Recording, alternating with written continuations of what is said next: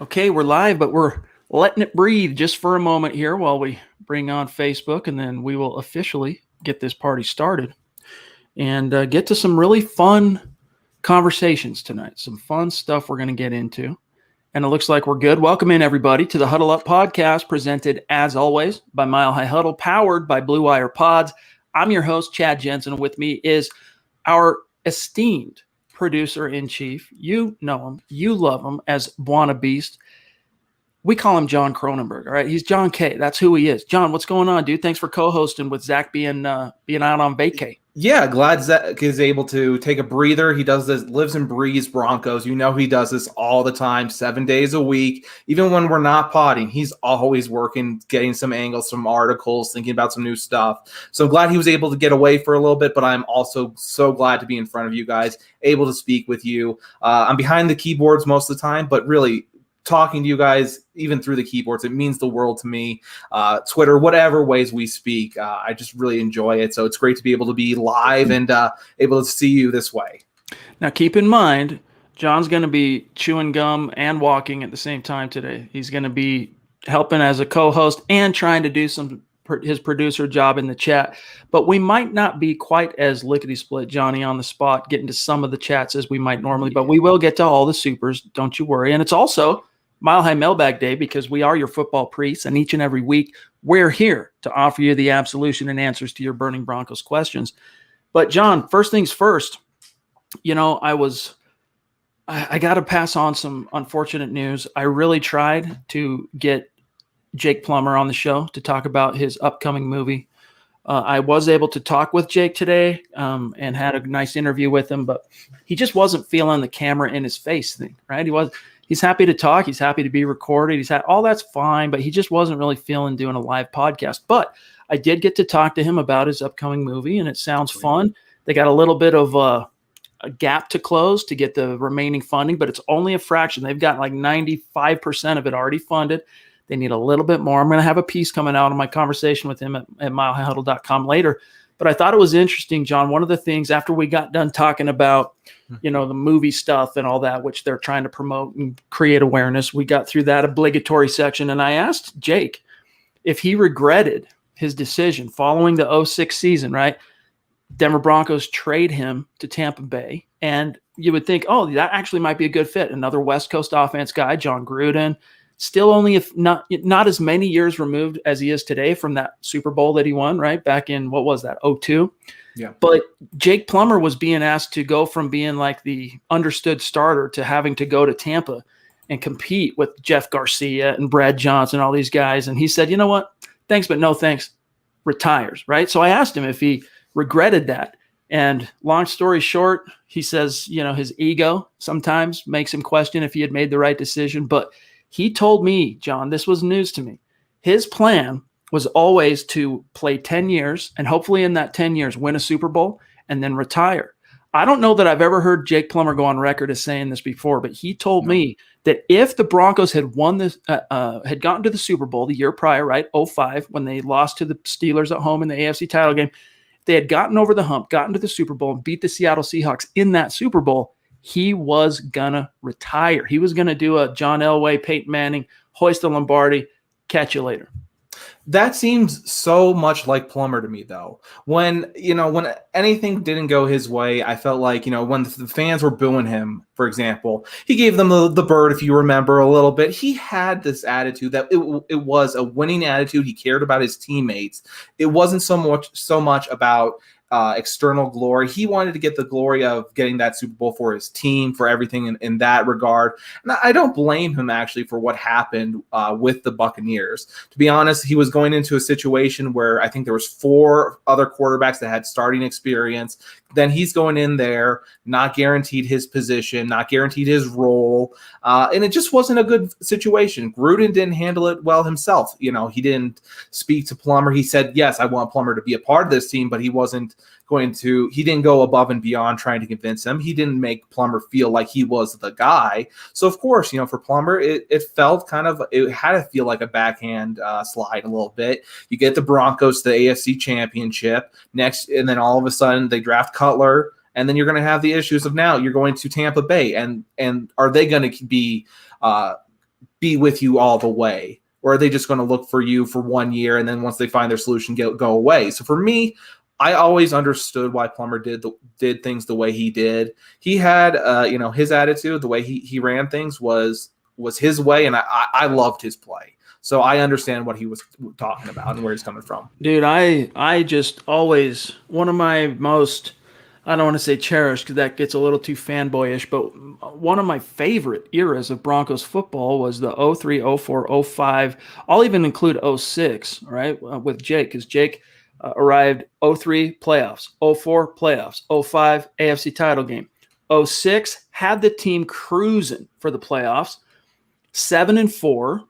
Unfortunately, the team had drafted a rookie in the first round in Jay Cutler, and Jake had 2-game losing streak, despite having the team still in the lead 11 games into this thing in the AFC West. Mike Shanahan rips the Band-Aid off, throws in Cutler, and then, of course, the rest is history, as we know. But Jake Plummer, man, if they had gone all the way, and I'll tell you this, I've said it on the podcast before many, many times, and unfortunately, I hate to say it, but Jake's performance in that AFC title game was the reason, not the only, but amongst the biggest factors behind why they didn't take care of business at home in the AFC title game against an upstart Steelers team with a second-year quarterback in Ben Roethlisberger.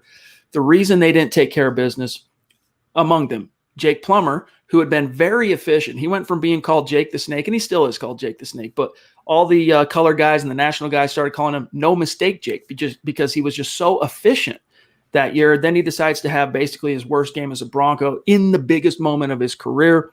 But if they had gotten over that hump, John, I have no doubt in my mind, that Broncos team would have steamrolled the who was it? Matt, what's his name? Hasselbeck and Sean Alexander. I mean, they had a nice QB running back combo, but that was not a stacked team. And then maybe we would have gotten to see Jake Plummer do the, hey, this one's for me. Catch you later. Hang up the cleats. Yeah, I definitely think they would have. I think most of the time they would have beaten that Steeler team as well as that Seahawk team. That's just my personal opinion. I just think the Broncos had a bad day. Plummer, as you were saying, hot. He had a really high passer rating. I know we use QBR now, but what a great year that was, and wish we could have seen a few more in the end. And I think, honestly, a big reason for it wasn't only Jake's fault. I don't want to make it sound like Jake was the only reason the Broncos lost that game. But I think because the week prior, they had handed Tom Brady his first playoff loss ever, right? And at the time, let's see, this was 05. So, yeah, the Patriots were the defending world champs. They were coming off that, let me make sure I got this right, 2000. No, they weren't. Who am I thinking? Were they defending world champs? Either way, hands New England and Tom Brady his first playoff loss. It's almost like they all of their competitive juices and hormones, they worked it out in that game like that was getting over the hump. Well, you still needed to keep it going. You still needed to, you can't shoot your wad in the divisional round. You got to also beat the AFC title game opponent and win the Super Bowl. So anyway, That's a great point. I'll have a long form piece coming out on my conversation with Jake, and he also had some really interesting things to say about one Drew Lock. I opted not to go into Aaron Rodgers territory, though he was down to talk about it if I wanted to, but I'm like, what more can there really be said about that? We've already got Jake on the record talking about that. So real quick, and then we'll get to some matters of business. John, we got George Newton in early with a super sticker, number one. George, you're number one, dude, in our hearts. Love you, George. buddy. I got to say, George is in here early all the time. He's always getting the conversation going. No matter what, whatever we have as the topic, he'll get a conversation going if no one's speaking. So, George, appreciate everything you do. You're on point with your Broncos knowledge, and just enjoy speaking with you when we have the opportunity. Thank you so much for that super chat and that super sticker.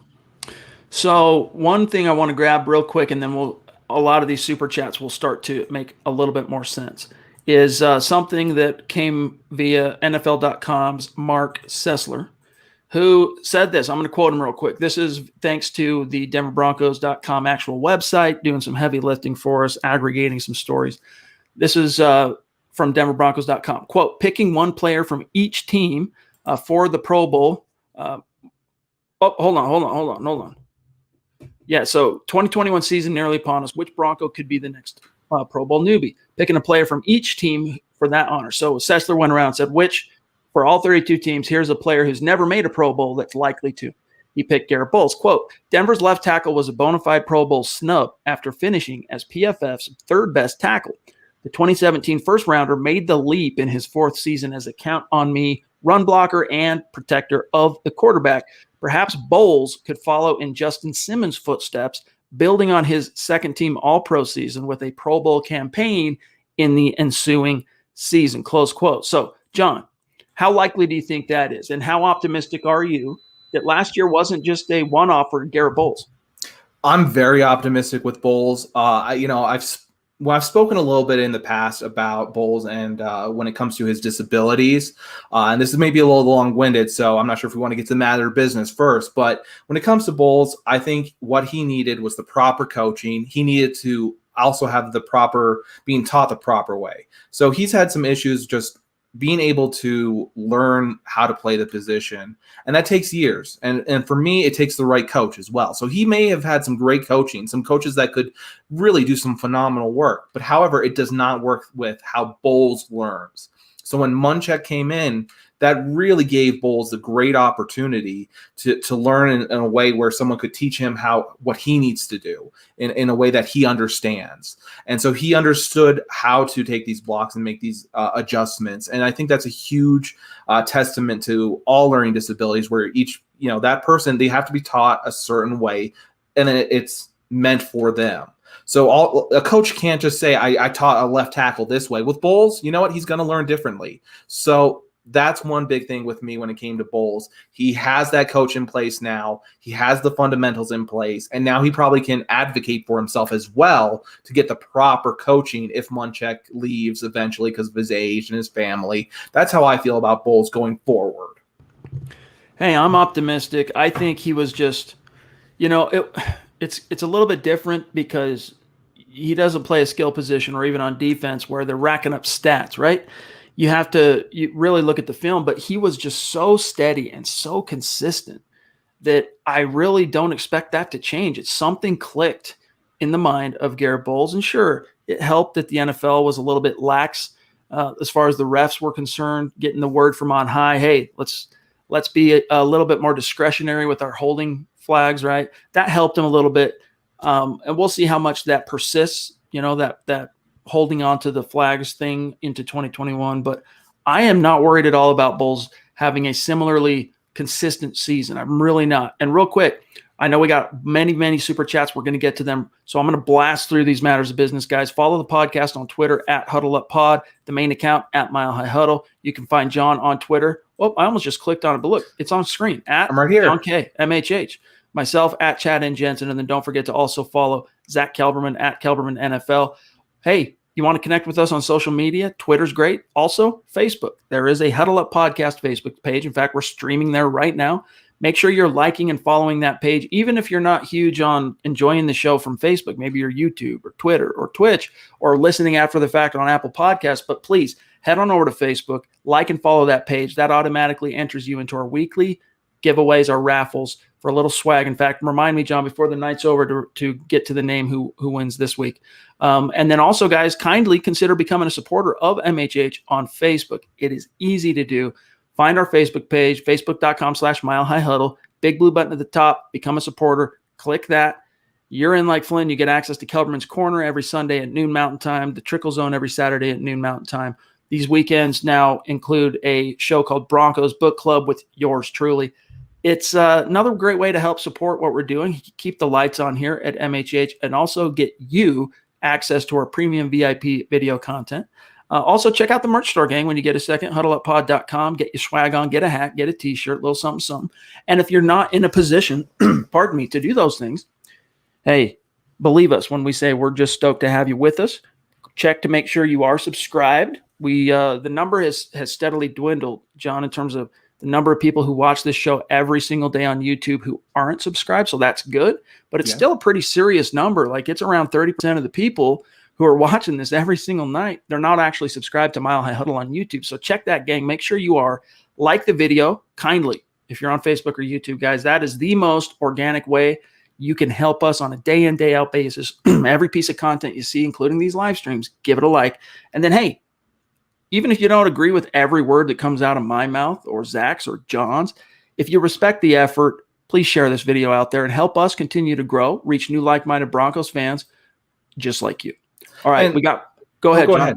I was just going to say, remember to subscribe because you're going to get other videos as well. We just recently had one with Eric Trickle go up on Calvin Anderson. I know a lot of people are interested in that tackle position behind with the depth. So always subscribe and you'll get those videos as well. No doubt about it. No doubt. Michaela, everyone knows Michaela now. I mean, everyone knew Michaela anyway, but now everyone knows Michaela. She was on the show last night, knocked it out of the park. Appreciate the super chat, my friend. It was great getting a chance to visit with you. She says, frankly, I would like to see another top year from Bolles before making the claim. Hi, Zach and John. I think she meant I'm hurt. Chad and John. Let's go, Michaela. Let's go. Wait. Correction. You're taken care of. You're taken care of. She's a Hall of Famer for a reason, right? Exactly. But yeah, let's get back to her question. Let me put that back up there. I understand wanting to see him another year with a lot of players. If they make, a burst year come out, you always have some questions still. But I feel like even though that was a contract year, I think Bolles still has that drive in him, that desire to prove everyone wrong. That those first couple years, guess what? Those were not the Bolles that he is. It's not what he's capable of. He wants to show that he is one of the best tackles in the league, and he is going to have that option. And I think he's going to, as we were saying, we're very optimistic about this. I think he can do that one more year for you, Michaela, and you will be delighted to have him for the rest of, I think, the rest of his career with his age. So here's the question, all right? And I'm still in this idea from the great Scott Kennedy, who did a great job holding down the fort today solo on Broncos for Breakfast. But on his YouTube channel, by the way, guys, make sure you are subscribed to Scott's YouTube channel. It's very, very much for any NFL fan a worthy subscription. YouTube.com/C/Scott Kennedy. Easy to find. But I'm still in his idea about the best ever. And on the topic of being the best ever, I want to ask you this. In your opinion, Garett Bolles, now 4 full seasons into his career, he's entering year 5. Is he a top 5 left tackle in Denver Broncos history? It sounds weird to say because there was been some bad years, but I do think he's a top 5 tackle for the Broncos. Specifically, we're only talking left tackles. He is a top 5 tackle. That's how I feel. There, you can, we're going to go through a list of tackles here, but I don't see anyone making a claim for anyone above him at this point. I understand you can make claims from the years past, but there hasn't been many tackles that have been great with the Broncos besides the stars that we're so accustomed to. So let's go through this real quick. Let's define who our respective top 5 left tackles, all right, left tackles in Broncos history are. And since you are guest hosting, John, I'll let you go first.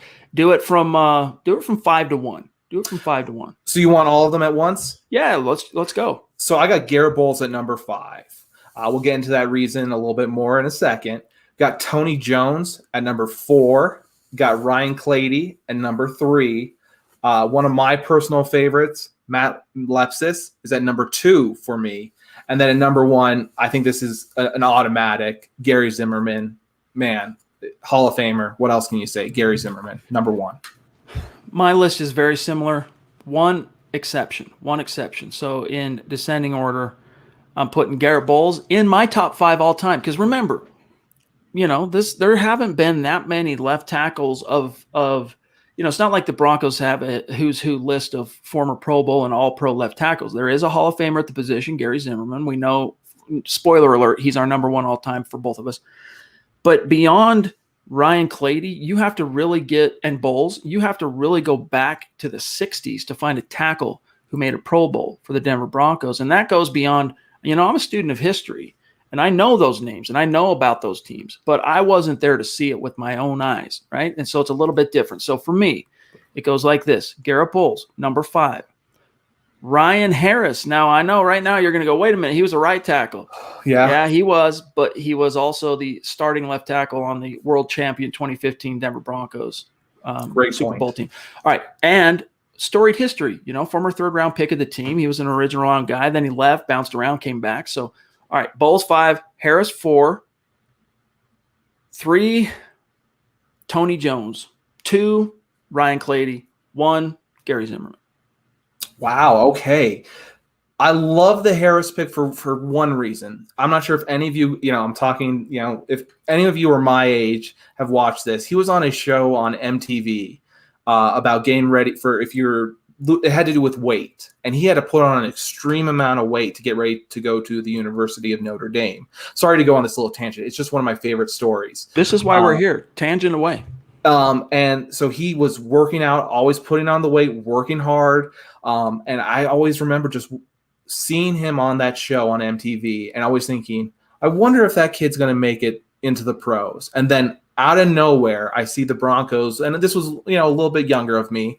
I see the Broncos take Ryan Harris. And I said, could that be like that person on that TV show and on MTV so long ago? Was he selected by the Broncos? And it, in fact, was Ryan Harris. He was selected.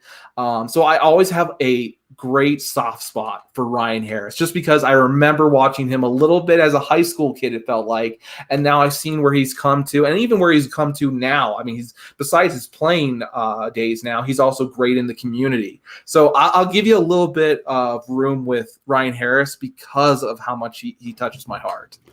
But you know what? Matt Lepsis, who does indeed have a Super Bowl ring, because, we had to research this because we knew that Lepsis obviously came to the Broncos undrafted from CU in 97. So we're thinking, well, doesn't he have 2 rings? No, he doesn't. In 97, he was a practice squad guy, and pretty sure back then practice squad guys didn't get rings. But the next year, even though he wasn't a starter, he was on the active roster, so he got a Super Bowl ring for Super Bowl 33, and then went on, in between the Gary Zimmerman, Tony Jones, shortly followed that era. He was the left tackle until injuries kind of took its toll, and Mike Shanahan went back to the well, drafted Ryan Clady in the first round in 2008. So Lepsis is absolutely an honorable mention, and in terms of staying power and tenure, I could see how some Broncos fans would pick nits with even yours and mine, John, decision to have Garett Bolles. In my case, why I would have Garett Bolles on the top 5 over Matt Lepsis. But Bolles has already been more prolific in terms of achievements, accomplishments than Matt Lepsis was. But that's not taking anything away from Lepsis, because he was also, John, great story too, as a former undrafted guy from CU Boulder. Very happy about that. And, that was back then. I believe he played tight end actually at CU. So that really shows that he's taken kind of a development. We've talked about saying, is this tight end able to move to tackle? We've seen one guy do it in Matt Lepsis. And real quick, we'll get to In the Shop with Willie. Why don't you, with a $5 super, why don't I take this to prove I am not Willie. Willie and I get along great. He's a great guy. Love Willie. He's going to get his own channel up going soon with some cars and different things.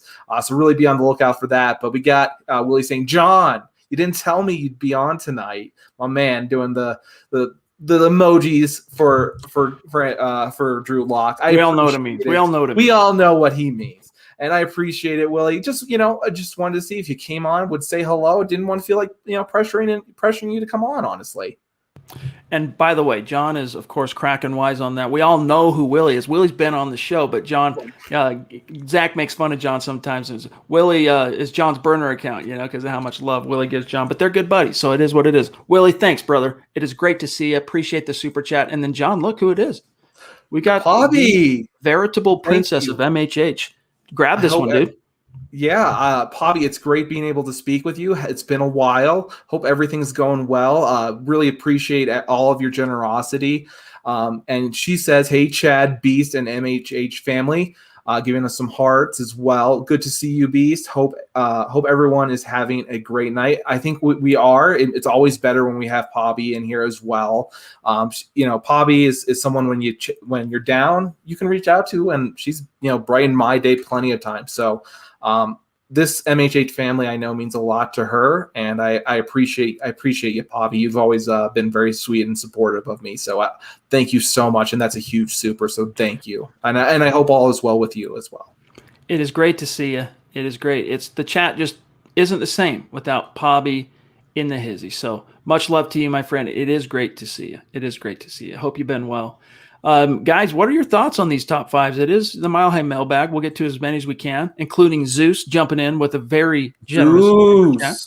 Zeus McPeak. We got to get Zeus back on the show. By the way, Zeus, you'll be happy to know that I have finally mastered the internet demons. All right. I have put them under my heel I've got a router set up for in the house for the family, blah, blah, blah. My studio. In fact, next time I stream for the Huddle Up podcast, I'll be streaming from the studio. You guys get to see that, but had a entirely different system and router and account set up for the studio. And it's top of the line, Doc. And thanks to you, some tips you gave us when we were able to chat with you on the show and before the show last year, I got it made in the shade. So Zeus, love you, buddy. Really appreciate you. John, real quick here. Yeah. Lane. I love throwing on my Jake the Snake jersey from time to time just to see the responses. I think he's a guy that did on a minority of Broncos fans wear thin with some of his antics. And by that, I just simply mean that, when every quarterback in the league has experienced getting booed by their own fans when things aren't going their way. And that's not a sign that fans are saying, to hell with you, we hate you. It's just do better, right? That's all it means is do better. And of course, as you mentioned earlier in the show, Jake was one to respond in kind, right? Mm-hmm. And I think for some fans, I think most fans were really disappointed to see Jay Cutler get drafted. And that's nothing against Jay Cutler. Jake was, I think, very much a treasured figure for most Broncos fans, but there is that aspect of he's kind of like a long-haired hippie punk rocker playing quarterback for the love of the game. And that's something he talked to me about today as well.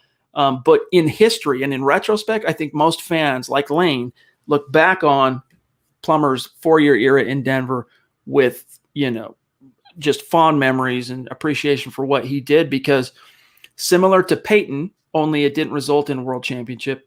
That 4-year reign that he was here, 06, if he would have been left to continue starting that season, I can guarantee you right now, Broncos would have found their way into the playoffs. And then who knows? But it was as prolific in terms of wins and playoff berths as any 4-year stretch in team history, not counting 96 through, 96, 97, 98. And then, of course, Manning's 4 years. Yeah, I love Jake the Snake. I feel like either people, like you were saying, they either have a love-hate relationship, but as time has gone on, I think people have realized he was to be appreciated, and I think that's happened. I've seen at a few games. The last time I went to a game, he was there, and he just stood up, and everyone gave him an ovation. So I know that the Broncos fans have kind of switched to a much more jovial feeling towards Jake Plummer, in my opinion, at least. Let me just put it this way: Jake Plummer in Casa Jensen is a Denver Broncos quarterback that has always been appreciated and highly, highly, highly regarded. So, yes. And again, guys, look for that piece. I'll have a couple of articles coming out, in fact, on my conversation with Jake tonight and tomorrow. So check for that. And Travis, what's up, dude? Good to see you as well. Thank you. One of our great super supporters on Facebook. And Travis, we will be getting back to you in our email correspondence. He wants to send us some T-shirts. We'll be getting back to you with the specific details on that. So don't think we forgot about you. We will get back to you here very, very soon. Appreciate you. Hey, Gary and the legend Palmer. Yes, we have the legend of the superstar, Gary Leeds Palmer. I'd like to be able to say thank you for you personally this time. Chad and John and all of Broncos country. Appreciate that, Gary. It's not the same without you. We love looking for your supers and just seeing you chat. Amen. Also, Michael has come out of the blue over the last, month and a half or so, just very dedicated, outgoing listener and member of the community. every single pod, every night, whether it's Huddle Up or one of the other shows, he's in there supporting the cause, buying the swag, rocking the swag, supporting the brand. So, Michael, shout out to you, my friend. Good to see you. I got one question for you. We went through these tackles really quickly, but Gary Zimmerman, to me, I've heard few people say he should be considered a Bronco. I've heard other people can say he should be considered a Viking. Where do you come down on that? Well, I think if they don't really view it that way anymore in the hall. Like you're going into the hall as a Bronco or you're going into the hall. They don't really do it that way. But if you were going to actually make that an argument, he had he was more successful you could argue he had more individual success in Minnesota, but that individual success, though not as long, was there as well in Denver, and he got a world championship. So in the same way that I think, look, Colts fans are always going to think of Peyton Manning as theirs.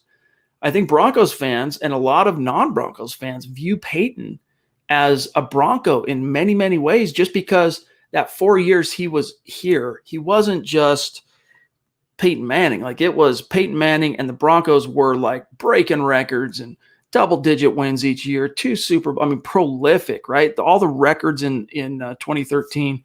And so I view Gary Zimmerman as a Bronco and a Viking. But if push came to shove and you said you got to pick one, I'm going to err on the side of which team did he get to the top of the mountain? Denver. Yeah, I was thinking about that a little bit when pondering this, and he had Pat Bowlen do his speech for when he was inducted into the Hall of Fame. That also says a lot to me. A lot of things about Gary Zimmerman are very interesting. He was one of the few players that was in the USFL for a little bit before he came to the NFL, was playing with Steve Young there. Some cool things about that. And then he was drafted by Minnesota once the USFL kind of collapsed. They had to do a supplemental draft. And, when you look at his numbers, 3 All-Pros, one of them was with the Broncos in 96, and 7 Pro Bowls. I mean, and again, through all the different years, a NFL all-decades team in the 80s and 90s. Really, he makes the strongest case for any Bronco at this point. He is the number one left tackle. Even if you only say he played for those few years, he made a difference those few years, and he really made that impact. And I just always enjoyed hearing those little nitbits about him. It was fun for me. So we got real quick. I just want to. Where'd he go? Yes, Ken Lanier is deserving to be on the top of all-time list. I think it was Michael said Bolles over Lepsis is a stretch. And then here he is with the super chat as well. Thank you, Michael, for the support, my friend. He says, John, here's $10. Buy a Broncos poster for your wall. Great to see a live one. It's a nice painting. It's a painting. Be happy. It's a little bit of zest to life. Come on. We don't need Broncos everything. Come on. Let's do a nice painting. It's the spice of life. Art, right? It's the zest. But he goes on, John, to say, great to see a live one and cool to have you on. Thanks, guys. Appreciate you, Michael. John, real quick, on the notion of Matt Lepsis, I understand the argument for anyone that would say, no, Lepsis over Bolles. I totally understand it. This is one of those to each their own, eye of the beholder type situations. Yes. But let me just take a look. So if you look at his NFL career, he officially was categorized as, being an NFL player from 98 to 07, even though he was around in 97. 98 is when he was on active rosters making that transition, as you mentioned, from being a tight end. He was such an athlete that they could take that, put some weight on him, and now he's a shutdown left tackle. Mm-hmm. But he went from 98 through 07, all right? And he was a 16-game starter, 99 through 2005. He did miss a game. Excuse me. 16-game starter in 1, 2, 3, 4, 5, 6. He had 1 year 7 out of 9 years. Yeah, I think he had 1 year with an ankle where he unfortunately missed, but keep going. And my point, though, was he ended up finishing his career in Denver as having started 133 games. Now, real quick, just for and gigs, let me just take a quick look. 4 years into Garett Bolles' career, this man has started 63. So he's got about half of the road to hoe that Lepsis has in terms of, body of work. But I just think that considering that he was a original first-round pick of the team, considering that he was basically given up and left for dead on the side of the road by media, myself included in many ways, and many fans alike, for him to turn the corner, not just to just say, oh, look, he wasn't holding people anymore. Cool. But to go on and become an analytics darling, earn a coveted accolade like a second-team All-Pro, I put that up over Matt Lepsis because I don't think Matt Lepsis ever earned Pro Bowl nods. I'm not sure on that. I'll double check it though, John.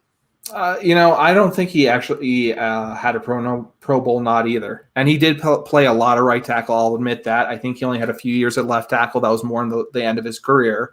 So I understand where you're coming from. He definitely made that huge jump. And Lepsis was more of a, guy you found rough, in the dirt kind of thing. But with Bolles, it's hard to argue anything against him. But for me, Lepsis was my left tackle growing up. So I do admit there's some bias there. At the same time, we need to see more from Bolles than just 1 year.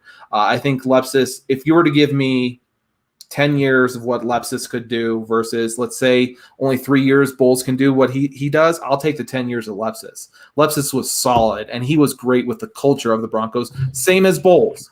But Lepsis kept the culture in Denver the old way. And that's how I feel.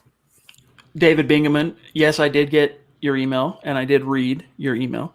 His thesis is that what if Aaron Rodgers was just so disillusioned with everything, the Jordan Love drafting, and, he's been in the league a long time, and he has been to the top of the mountain, even though it was well over a decade ago. Maybe he decided after last year, after being the MVP, that he was going to retire, but to kind of stick the knife into his, Green Bay Packers executives and the way that he felt they stuck it into him by drafting Jordan Love, he's leaving everybody hanging by creating this false I want to be traded thing, but had decided all along, starting in January after the season ended and they were bounced in the NFC title game, I'm going to retire. I don't think so. It's fun. It's an interesting, theory, David, but I don't think so. I really don't. Even if he wanted to somehow get back at the Green Bay Packers, I mean, come on, dude. What are we talking about here? This is a man that's earned hundreds of millions of dollars. He's considered to be one of the greatest quarterbacks of all time, one of the greatest of his era. I just don't think he would be that small, that petty. I don't know. Yeah. I could be wrong. I do think he's kind of a weird guy. You guys have heard me say that before, but that would really surprise me. And I think that'll come out in the wash, John. If he does retire, then David's right, but I don't think he's going to retire. But very interesting theory, David. Yeah, that's an interesting theory. I don't think that would be something he would do. You don't play with multi-million-dollar companies. This is playing with people's livelihoods as well. I don't think he would play with GM's livelihoods, scouts' livelihoods. That's just not the way I think anybody should act. Could he act that way? Of course. There are some people that are petty, unfortunately, and that's what they do. By the way, we've talked about a lot of guys here tonight. We have not let our hair down on Ryan Clady. Ryan Clady needs to be in the Ring of Fame at the first possible opportunity. All right. And by the way, Gio, enjoy those Bulls jerseys for opening night at New York Giants. That's going to be cool for you. And I'm sure you're taking Jasmine, right? You're going to take your daughter and have a good old time. But John, we haven't talked enough yet about Ryan Clady and how special he was. The Broncos draft him in the first round out of Boise State in 2008, immediately plug him in. Day one starter at left tackle, goes on to, it might have been beaten since then, but at the time he was the first rookie left tackle to start all 16 games in NFL history and not relinquish a single sack. He was credited with a half sack, but he did not get credited with relinquishing a sack, a full sack. And at least up until that point in the recent, past, he's the only guy to ever do that. And he goes on to, let's not forget, Ryan Clady, who also has a world championship ring with the Broncos because he was on the active roster in 2015. Then he gets hurt. That's when they scramble. They go out and they sign Ryan Harris back, end up re-signing Tyler Columbus as well, who's an honorable mention for right tackle if you want to get into that. But Clady ends up being, of course, on injured reserve, but with rules being the way they are now, he got a ring, and he's considered to be a Super Bowl 50 champion. He did contribute in his own way, even though it was cut short, to what that team was and what it became in 2015. But this was a 4-time Pro Bowler, 2009, I'm surprised even as a rookie he didn't make the Pro Bowl, but 4-time Pro Bowler, 2-time first team All-Pro, 1-time second team All-Pro, and then of course, he was on the All-Rookie team, all that stuff. Ryan Clady is just one of the finest players to ever don the orange and blue, and I just hate the fact that the injury bug cut short that career, because he could very well, John, still be playing. He's only 34. I mean, if you look at players that were taken from that class, that was a great left tackle class, or offensive tackle class in general. Joe Staley, I'm not sure if he retired, but he was playing last year. So definitely Ryan Clady could have still been playing. It's very unfortunate what happened to him. I believe it was something with his ankle, or Liz Frank, as you can see with some of those injuries. If it, these athletes, these offensive linemen, these tackles especially, they are great with their feet. And if you lose that ability for that motion, it will take away your career. As you said, pretty much every single time he was during a Bronco career, he was a Pro Bowler. I think except 2010 or something, he didn't get it. And also was a great in college as well, an All-American. That's the reason why he was taken so high. So Clady, everything about him from college career to the end of his career, he was fantastic. Broncos fans loved him. Very disappointed that we couldn't see his career fully blossom, but no matter what, Ring of Fame kind of guy. Everyone wants to, if you saw him at a training camp, you would run for his autograph. Everyone would. He's a great guy. Well, and he's also, one of the things I think that kind of hurts him in the legacy department is something that was no fault of his, which is quarterback instability. He blocked for the likes of Jay Cutler, Kyle Orton, Brady Quinn, Tim Tebow. Then he finally gets Peyton Manning and had it made in the shade. And then that's when the injury bug starts nipping at his heels. He did have 2 seasons, though, as the lockdown blindside protector for Peyton Manning, 2012 and 2014. Both years, of course, he makes the Pro Bowl. And in 12, that's one of his 2 first-team All-Pro nods. But, John, let's grab this super chat here from Willie. Yes. Again, thanks, bro. He says, I think Bolles has earned a little tough love. I also would like to see him play like his salary another year before I would look at it as not being an outlier last year. And that's fair. I don't fault you for that one bit, Willie. I don't fault anyone for that, John. I agree, and you want him to get where that salary is. I think it's a great salary in the end. Also, just speaking on the Broncos deal, one of the last moves Elway did, really thought he did well with that move. I'm very glad to have him for years, and I think he will play up to that for you, Willie. If not, we'll talk about it. We'll maybe get a gentleman's bet going. Michael says, Mike Shanahan did not like Jake Plummer. Now, I wouldn't say that. I really wouldn't. Mike Shanahan's the reason Jake Plummer became a Bronco. All right, Mike Shanahan coveted and wanted Plummer.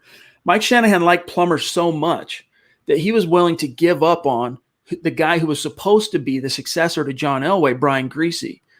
Brian Griese was the starter as late as 2002. In 2002, he, like much of his career in Denver, injured, missed a few starts. You had guys like Berline and trying to remember Danny Cannell starting games. But Shanahan liked Plummer so much as a fit for his scheme that he was willing to give up on Griese, and then he rolled with Plummer for a couple of years. And he really was like the only gripe I think you can have about Jake Plummer is he didn't have an elite arm strength.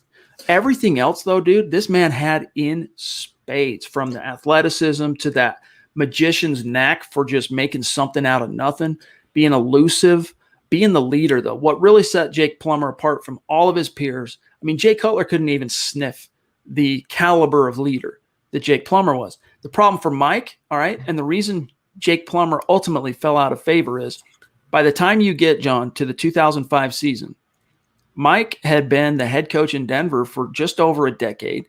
He knew that he's, how many coaches outside of Bill Belichick, outside of Lombardi, they don't have guaranteed write your own check, just tell us when you're done coaching job security. And even though it felt like Mike had that for a long time, he knew that he was getting up there. Like, he felt a sense of urgency. And I think he was so disappointed by Plummer's performance in that AFC title game that he thought, look, I got to have a plan B. And then, the rest is history. But I would never go so far as to say Shanahan didn't like Plummer, though I know they did butt heads big time from post 2005 AFC title game on. you can butt heads with people that you work with and still get the work and the job done. And I think when it came to Plummer, he fit Kubiak's system. He fit everything that was going on. Those naked bootlegs, man. How many of us do just remember seeing those plays and being confused with the cameraman and just enjoying those plays? He fit the system in Denver. So for everything that maybe fans didn't like, they didn't get along with, he brought other things to the table where we're seeing some amazing plays and all those different things alike. Quick shout out to these top star senders on Facebook. Claude, what's up, dude? Good to see you. Thank you so much. John, see if you can work some magic and find maybe if Claude had a comment or a question, because the chat has been pretty heavy and it's hard to find them sometimes while you're all talking off the top of your head. And here it is. Claude, thank you, buddy. He says, no matter who, what, when, where, why, go Broncos, hashtag Denver Broncos for life, hashtag return to glory. Appreciate that, my friend. Pobby, super chat. Pobby, superstar on Facebook as well. Love you.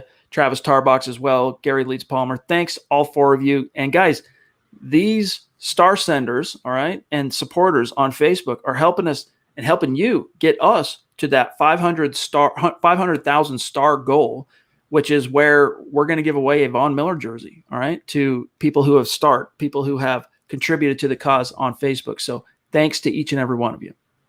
Yeah, appreciate you guys. I'm not usually able to say that to you guys, but thank you for all the stars. It's always great to see them come in. I always try to get your comments. So if I miss something, please let me know if you donated some stars, and I'll try to get the best to you as I can. You know, here's the thing, too, about Jake Plummer that he doesn't get enough love for is, you know, he had a season in which he threw 2,000-yard receivers, Rod Smith, Ashley Lilly. He also was the quarterback in 2005 that presided over the Broncos coming just this close to having 2,000-yard rushers in the same season, and Mike Anderson and Tatum Bell.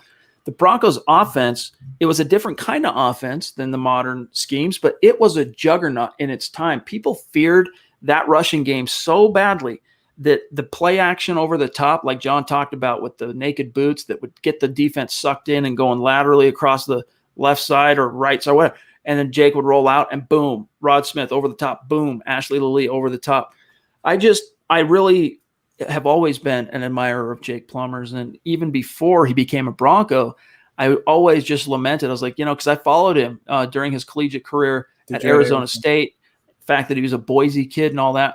And I just always thought, man, it'd be cool if he was a Bronco. And then one day it happened, right? And so Jake Plummer, to me, like emotionally, John Elway, Jake Plummer. Yeah. Then Peyton. And that might be, you know, that might be, you know, that might rub some people wrong. But sacrilegious. That's the word I was looking for to some people. But in my emotional heart of hearts, Elway, Plummer, Manning. And that could be one reason why I have Lepsis higher. I had him at number 2 than Clady. For me, Lepsis was a person where I went to training camp. He was a nice guy. I even had a friend where Lepsis's last game, he took off his helmet and he gave my friend a helmet and his last helmet to his last game. And I just always had a great connection with Lepsis, and he was always a great person. So great different things. Guys, if you're liking this best ever Broncos edition top 5 thing, hey, we'll do it again Sunday night for the Huddle Up pod, John and I. But you're going to have to request here in the chat what position you would want us to focus on, because we're open to suggestion on that. We could just robotically pick the next position and say top 5 guards or top 5 centers or whatever. But you guys tell us what you want us to focus on in that regard. Would love that. On Sunday, okay? Yeah. Corner, we're hearing from Joel the Fool. Corner. That'd be interesting. Indeed. We'll see. I have a lot of different corners, a lot of different feelings. Got running back as well, but we do have a lot of corners, zone schemes. We've got Mark here real quickly. Really appreciate those stars.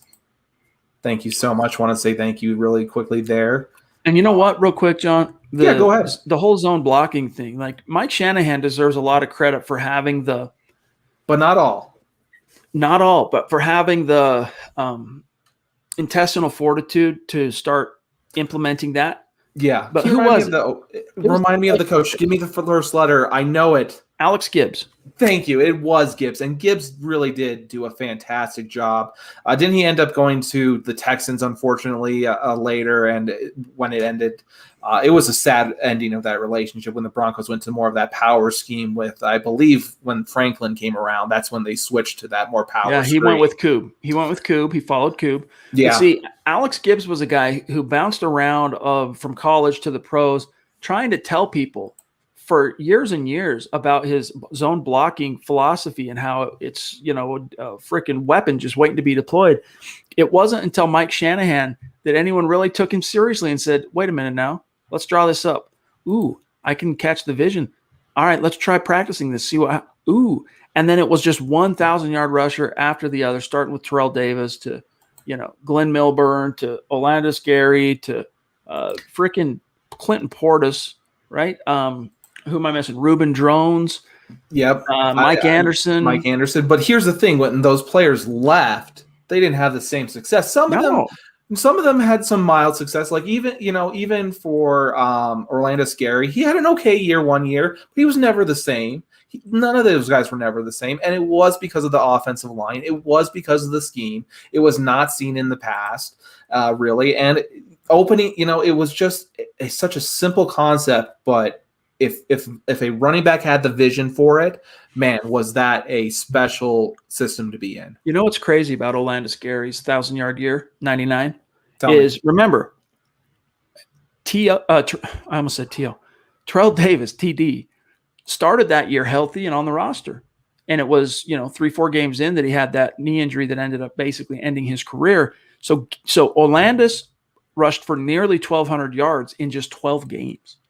So my dude was averaging nearly 100 yards a game, and you give him credit for that, but you also credit that Broncos O-line and the schematic vision of the Shanahan-Alex Gibbs marriage. And I even remember a game where Mike Anderson went over 200 yards. I mean, that's huge for a running back, especially when a team knows that all you're going to do is run. I mean, I'm not sure how many yards again. I don't remember. He wasn't anywhere, the 295 that Jamal Lewis had at that time, I think was the record. But, man, that was just one of those amazing games. Real quick, before we go, do you want to talk a little bit about Tony Jones? Yeah, Tony Jones, the reason he's so high on my list, now, most fans actually think of Tony Jones as a right tackle because this Super Bowl 32 squad, you had Zimmerman on one side, Tony on the other. But then when Zimmerman hung up his cleats, Tony took over as the left guy. And so, I think those of us in Bronco land are old enough to have remembered watching those teams, Tony Jones was a pillar, man. He was a rock. And he was another guy that really flourished under the coaching direction of Alex Gibbs, Mike Shanahan. And in fact, if you look at his career, he was a left tackle through most of his career playing in the league from 1990, right tackle in Cleveland. But the ensuing 6 years, he played left tackle. Then he comes to Denver. We got a future Hall of Famer locking down left side. How about this year you play right tackle and then we'll see what happens? He's like, yeah, no problem. And then, of course, he finished his career in the 3 following seasons as Denver's left tackle, 16-game starter in 98, Super Bowl, 12-game starter in 99, little injury, and then 16-game starter his final year in 2000. Yeah. Real quick, want to get to Travis's point here. Great point. He shut down Reggie White in Super Bowl 32.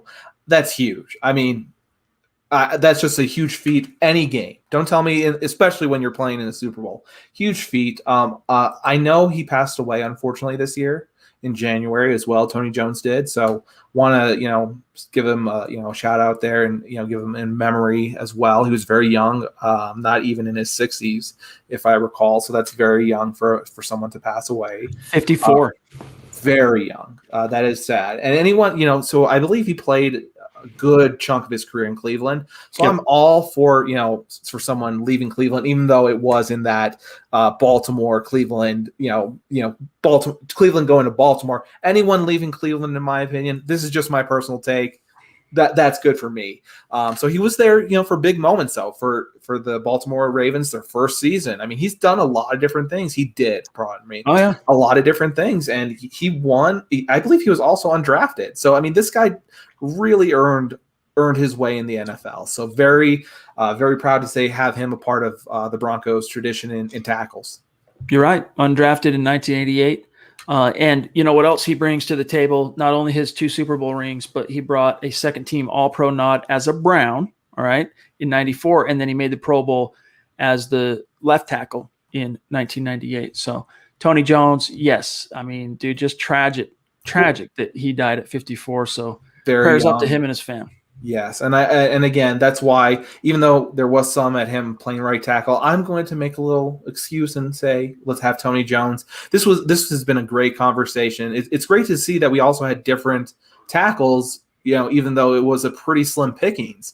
And we also agreed how close some of those tackles were. Ryan Harris, I loved him for different reasons. Matt Lepsis, you loved him for different reasons, as you were talking about his consistency. So it's pretty amazing how we're able to all kind of agree closely with these rankings. At the same time, we understand why they're ranked this way. I really enjoy talking at least about the offensive tackles for once, personally. You know what I think would be fun? Go for it. Tell me. To do a best ever Denver Broncos backup quarterback. Who is the best backup?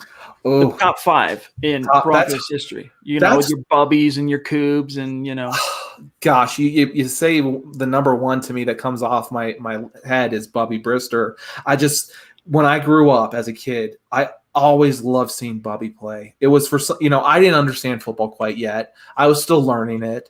And for some reason, when Bubby came in for John Elway when he was hurt, I just had a great feeling when he was playing there. He looked like he was having fun. I was having fun, just kind of cheering. So Bubby Brister, really, really up there in my heart. So that would be a very interesting one. I have a lot of guys that I'd have up there. But people are saying Bubby Brister here. Here's another one I didn't think of. So maybe Steve Deberg. Maybe. I mean, yeah. I viewed Steve Deberg more as the guy that got the starter who got deposed by John Elway, not so much Elway's backup. Yeah. So to me, and this is because John and I are separated by half a generation in age, to me, the quintessential backup all time is Gary Kubiak, because he served as Elway's backup for the majority of Elway's career, came into the league the same year. And, a lot of people who listen to the show are too young to remember it, but he stepped in at a few different points in the 80s in some key games when Elway would be banged up, and he would step in and keep the ship afloat, So maybe we'll focus on a top 5 for position, whatever. And then if we get enough time, maybe Sunday night we'll try and get to top 5 best ever Broncos. If we can get it, we can definitely try to work it in real quickly. Craig Morton wasn't a backup. I don't consider Craig Morton a backup. But for some reason, I think I've asked you this. Do you consider Craig Morton a Cowboy or a Bronco? See, that one's a little bit more that one's a little bit more even, but I got to say Bronco, just because he had more years. Probably, I don't have it right in front of me, but he led the Broncos to the Super Bowl, right? The Orange Crush defense that year. He was the Q for the Denver Broncos offense. So I don't know. I don't view Craig Morton as a backup in Denver. I don't either. He might have served as a backup at a few different points, but I don't. And so did Peyton Manning. Week 17, he was a backup to Brock Osweiler, for crying out loud. No one views Peyton Manning as in that conversation. Those are some great points. Yeah, old crazy legs Craig. But you know what? Last thing, Bubby Brister would probably be number 2 for me. But I viewed him as a Steeler. He was the Steelers guy for many years in the 90s. In fact, now I got to pull this up because it's going to bug me. Yeah, I need to know too. I have to know. So Bubby Brister, guys, all my football cards and my collecting and stuff from 86 to 92, he was a Steeler, and he was the starter for a good chunk of that. And then, he bounced around to Philly and the Jets before he came to Denver. And, I think what endears him to Broncos fans is the fact that, if you don't have Bubby Brister on the roster, and it's a different quarterback, maybe you still win more of those games than you lose for that 4-week stretch that he filled in for Elway. But probably not. You probably don't go 4-0 like Bubby did that year for the Broncos and locking down the number 1 seed where they were able to just steamroll all the way to, remember like Mark Schlereth talking about in the America's Game for Super Bowl 33, by the time they got to the Super Bowl and they're facing across the field their former head coach Dan Reeves and the Atlanta Falcons, there was no doubt in their minds they were winning this game. And it was almost like, an obligatory duty to go out there and quickly handle the Falcons so that we can say we are back-to-back world champions. And then go to sleep. I remember him saying something about that. Like once they won the game, a few of them were just like, let's go party. The ones that won, the second Super Bowl, guys, we've done a lot of work this year. We're going to bed. So I remember that story a little bit too, as you were saying. That's a great point as well. All right, guys, listen, we got to get out of here. I got to get ready. I'm going to be on with Benjamin Albright. I'm going to be on with Benjamin Albright, Ryan Edwards, Broncos Country tonight at 7:40, I think is when it is. So I got to eat some dinner and then jump on that. So if you guys want to listen in Denver, you can catch that on KOA. But John did great job rocking it tonight, holding it down.